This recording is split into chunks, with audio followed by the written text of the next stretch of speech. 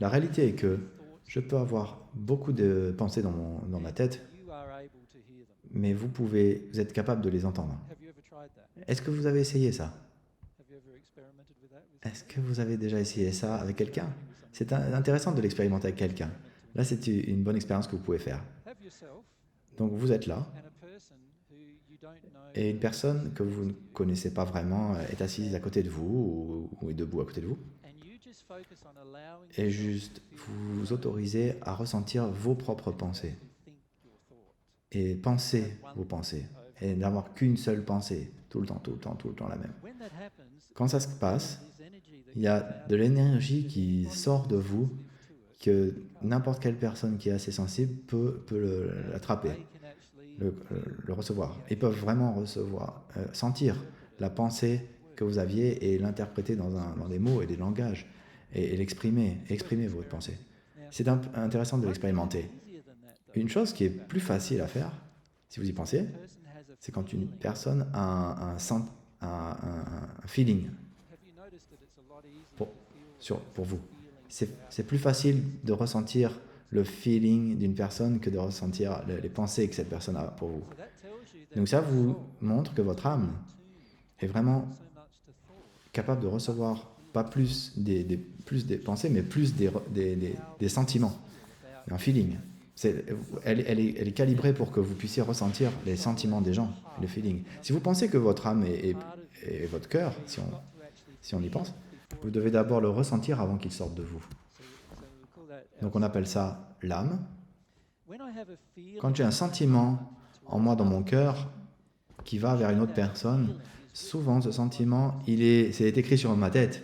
Si c'est un sentiment sincère, on le voit, le sentiment, le feeling sur la tête d'une personne, mais on peut aussi le ressentir comme une émotion qui sort et qui va vers vous.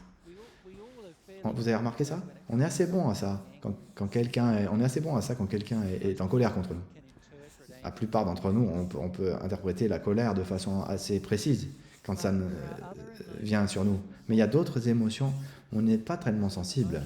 Il y a d'autres émotions comme ce que vous appelleriez quelque chose de plus raffiné, qui requiert plus d'une grande sensibilité avant qu'on le ressente.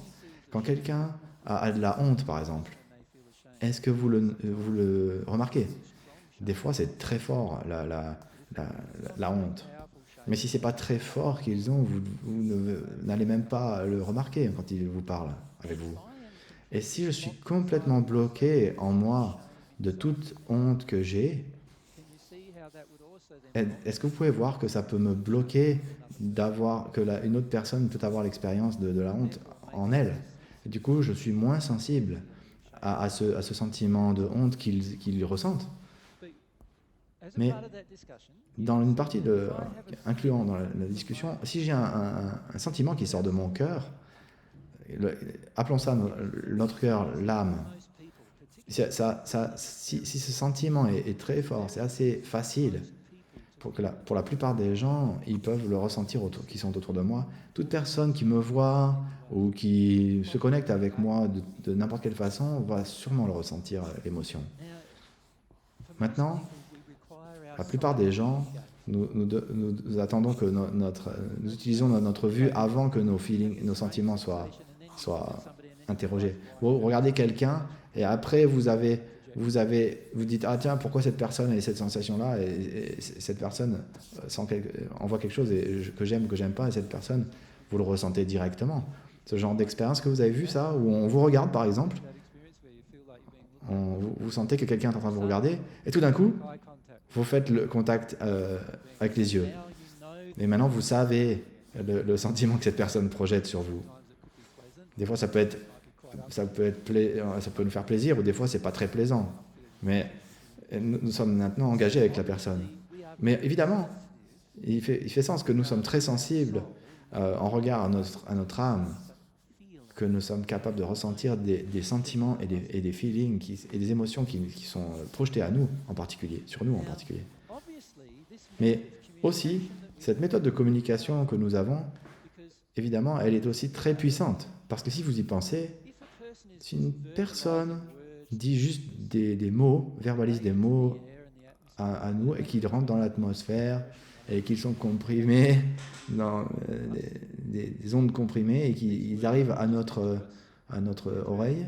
Ces oreilles, ces mots vont arriver dans notre oreille et comme on a été programmé à un langage spécifique en fonction du pays où on habite, on interprète ces mots comme des pensées qui sont projetés à nous. Mais est-ce que vous avez remarqué que chacun des mots que qu'on nous donne, ils ont des sentiments qui sont engagés derrière. Quand on engage la personne, on est en relation, on peut sentir les sentiments.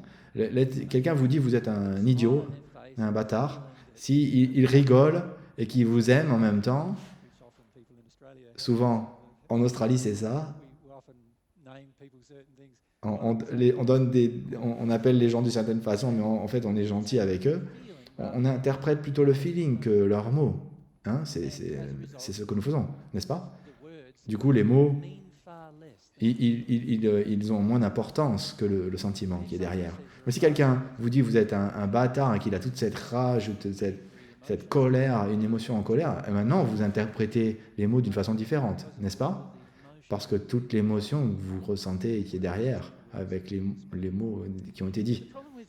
Mais le problème des mots, c'est que vous pouvez dire beaucoup de mots, et ça peut entrer dans l'esprit de la personne, et la personne peut interpréter les mots de façon différente dans leur cœur, en fonction de leur propre expérience. C'est le problème des mots.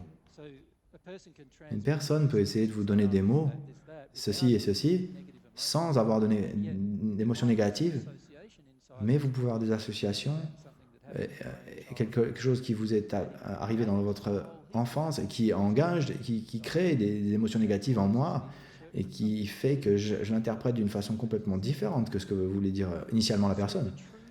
Donc la vraie puissance, ce ne sont pas les mots, c'est actuellement l'émotion qui nous est transmise à travers deux personnes qui ont la puissance. C'est la chose que nous interprétons. Nous mettons toute notre interprétation là-dedans, mais nous avons malheureusement tous les deux des émotions mais qui fait que nous interprétons de façon erronée l'information. Nous traversons ce procédé et nous avons des sentiments mais qui ne sortent pas vraiment de la personne. Donc disons qu'ils ont des feelings qu'ils ont pour nous et qui nous faisons que nous nous sentons d'une certaine façon. Exemple, une personne peut être aimée et ne pas se sentir aimée, mais à la place avoir de la honte. Parce que l'amour qui arrive sur eux les fait ressentir qu'ils ne se sentent pas dignes d'être aimés ou quelque chose qu'ils n'ont pas ressenti, ça, et au lieu de ressentir l'amour, ils se sentent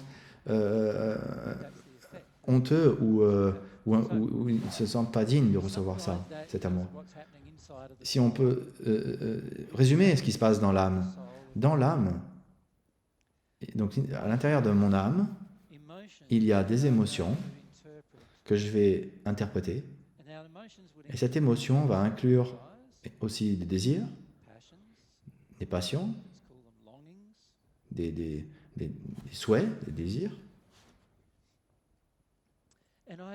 Et j'ai la capacité de ressentir ces émotions. Mais je peux aussi avoir la capacité de ressentir les émotions qui sont envoyées d'une autre personne qui viennent vers moi. En d'autres mots, d'une source qui est en dehors de moi. Donc les autres. Je peux ressentir les émotions. Et donc du coup, l'émotion qui est projetée sur moi fait que je ressens des choses aussi. Quand je dis cause, ça résonne des choses en fonction des expériences que j'ai faites. Et du coup, ça cause que je vais interpréter les choses de la façon de l'interaction. Dans l'interaction. Si vous allez un jour en Amérique et vous dites à quelqu'un, un Américain, tu es un bâtard, en rigolant, quelqu'un va vous taper en retour. Parce qu'ils n'ont pas le même background de ce que nous avons vécu en Australie. Donc du coup, par rapport à cet état, ils vont se sentir en colère.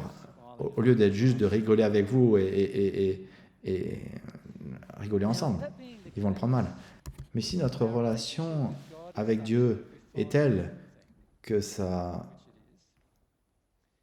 affine tout ce qui est, j'ai une solution Il y aura une façon pour moi de ressentir les émotions de Dieu